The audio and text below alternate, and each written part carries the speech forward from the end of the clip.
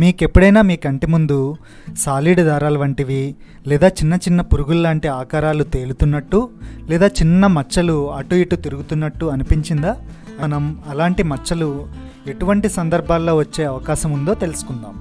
ఈ కారణాలు తెలుసుకోవటం ద్వారా మీరు చూపుని కోల్పోకుండా నివారించే అవకాశం ఉంది.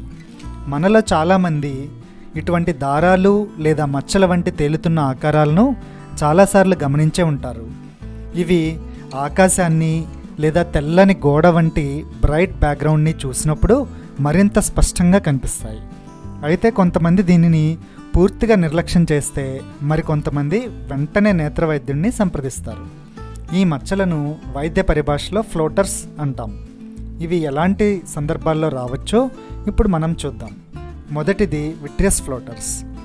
మన కన్ను యొక్క నిర్మాణం ఈ విధంగా ఉంటుంది. లెన్స్ వెనకాల రెటినాకి ముందు విట్రియస్ జెల్ అనే పదార్థం ఉంటుంది. ఇది కోడిగుడ్డులోని తెల్ల సొనలాగా చిక్కగా ఉంటుంది. మన వయసు పెరిగే కొద్దీ ఇది నెమ్మదిగా కరుగుతూ నీటిలా మారుతూ ఉంటుంది. ఇందులో కరగకుండా ఉన్న కొల్లాజన్ ఫైబర్స్ యొక్క నీడ రెటినా మీద పడినప్పుడు అవి మనం ముందు అనుకున్నట్టు వివిధ ఆకారాల్లో కదులుతున్నట్టుగా మనకు అనిపిస్తాయి. చాలా సందర్భాల్లో కాలం గడిచే కొద్దీ అవి పూర్తిగా కరిగిపోవచ్చు, లేదా మన బ్రెయిన్ వాటికి అలవాటు పడిపోయి వాటిని నిర్లక్ష్యం చేయవచ్చు. ఈ విట్రియస్ జెల్ నెమ్మదిగా కరుగుతూ రెటినా నుండి విడిపోతూ ఉంటుంది. దీనినే పోస్టీరియర్ విట్రియస్ డిటాచ్మెంట్ అంటాం. చాలా సందర్భాల్లో ఇది ఏ రకమైన సమస్య లేకుండానే జరుగుతుంది. అయితే కొన్నిసార్లు గట్టిగా అతుక్కుని ఉన్న దగ్గర నుంచి విడిపోయేటప్పుడు ఇది రెటినాలో చిన్న చిరుగుని ఏర్పరచవచ్చు. ఇలాంటిది జరిగినప్పుడు ఒకేసారి ఎక్కువగా నల్లమచ్చలు రావటం కానీ లేదా ఫ్లాషెస్ లాంటి వెలుతురు కానీ కనిపించవచ్చు. ఈ పరిస్థితుల్లో వెంటనే రెటినా స్పెషలిస్ట్ని సంప్రదించాలి. రెటినాలో చిరుగు ఏర్పడినప్పుడు దానికి లేజర్ చికిత్స అవసరం ఉంటుంది. దీనిని మనం ప్రాథమిక దశలోనే గుర్తించినట్లయితే ఇది పెరిగి నరం ఊడిపోవటానికి దారితీస్తుంది. దీనినే రెటినల్ డిటాచ్మెంట్ అంటాం. ఒకవేళ ఇలా జరిగినట్లయితే దీనికి వెంటనే ఆపరేషన్ చేయవలసి వస్తుంది. ఇక రెండవ కండిషన్ యువిఐటిస్.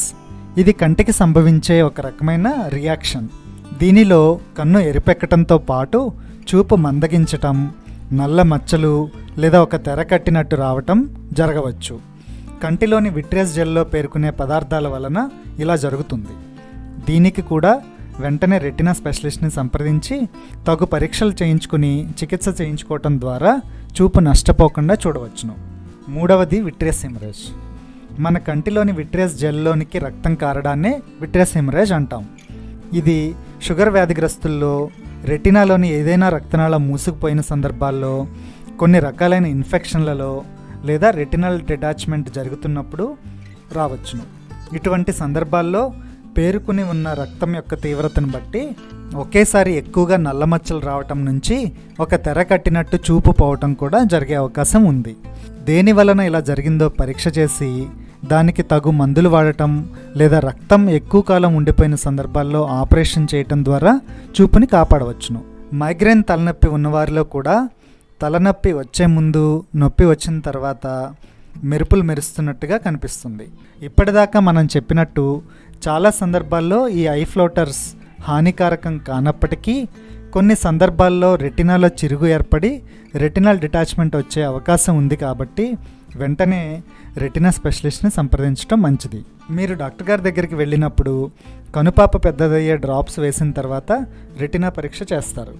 ఒకవేళ రెటినల్ టేర్ ఉన్నట్లయితే దానికి వెంటనే లేజర్ చేయించుకోవాలి. చాలా సందర్భాల్లో ఈ లేజర్ రెటినా ఊడిపోకుండా ఆపగలుగుతుంది. లేజర్ చేసిన తర్వాత కంటి మీద ఒత్తిడి పడే పనులు చేయకూడదు. బరువు ఎత్తడం, సడన్గా తల తిప్పటం చేయకూడదు. దగ్గు లేదా తుమ్ములు రాకుండా చూసుకోవాలి. అయితే ఈ లేజర్ ఎఫెక్ట్ రావడానికి సుమారు వారం రోజుల సమయం పడుతుంది. ఒకవేళ ఈ వారం లోపలే రెటినల్ డిటాచ్మెంట్ పెరిగితే మాత్రం ఆపరేషన్ చేయాల్సిన అవసరం రావచ్చు. ఒకవేళ కంటి నరంలో రక్తం పేరుకోవటం వల్ల చూపు తగ్గినట్లయితే విట్రెక్టమీ ఆపరేషన్ చేసి రక్తాన్ని తొలగించవచ్చు.